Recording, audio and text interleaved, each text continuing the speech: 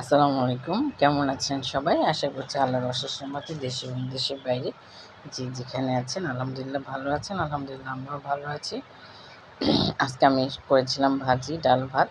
তো সেই রেসিপিগুলো আপনাদের সাথে শেয়ার করব। আমি আজকে করেছিলাম করলা ভাজি আর এখানে করছি এখন চিচিঙ্গা, আলু একসাথে ভাজি। তো আমি প্রথমেই কড়াইতে তেল দিয়েছি, পেঁয়াজ কাঁচামরিচ কুচিটা দিয়ে খুব ভালো মতো ভেজে নিচ্ছি।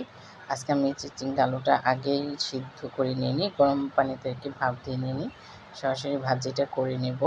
তো ভালো করে পেঁয়াজটা ভেজে নিচ্ছি। সবসময় তো মাছ মাংস খেয়েই থাকি, তো ভাবলাম যে আজকে একটু অন্যরকম রান্না করি, শুধু ভাজি ভাত সাথে পাতলা ডাল। আর আমার কাছে করলা ভাজি দিয়ে কিন্তু পাতলা ডাল খেতে খুবই ভালো লাগে। তো আপনাদের কার কার কেমন লাগে অবশ্যই জানাবেন। এই যে আমি চিচিঙ্গা আর আলুটা দিয়ে দিয়েছি।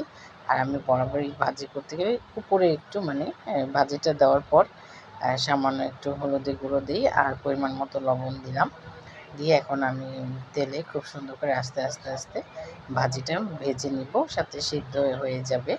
আর একটু ঢেকে দিলে আস্তে, আর চুলার আঁচটা একটু কমিয়ে দিলে খুব ভালো মতো ভাজিটা সুন্দর সিদ্ধ হয়ে যায়। তো যেহেতু বেশি করে আলু দিয়েছি তাই আমি এখানে ডিম দিলাম না, শুধুমাত্র চিচিঙ্গা আলুটা এইভাবেই ভাজি করে নিয়ে এলাম। আর করেছিলাম করলা ভাজি, আর পাশের চুলায় আমি অলরেডি ডালটাও বসিয়ে দিয়েছি, ডাল করে নেব। আর ডালে দিব টমেটো, টমেটোর ডাল করব।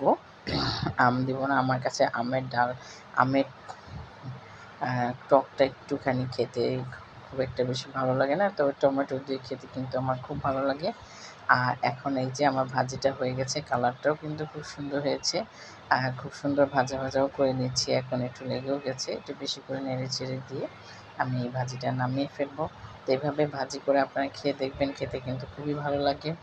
আর আমি তো অনেকে ডিম দিয়ে করে, তো আমি ডিম না দিয়ে শুধু আলু দিয়েই করে নিলাম ভাজিটা। এখানে আমি ডালটাও বসিয়ে দিয়েছি, ডালটাও হয়ে আসছে। তো ডাল আমি রসুন পেঁয়াজ দিয়ে তেলে বাগাও দিয়ে দিলাম। তো এখানে আমি একটু টমেটো দিয়েছি, তো টমেটো শুরুতে দিয়েছি, খুব ভালো মতো একদম গলেই গেছে টমেটোগুলো।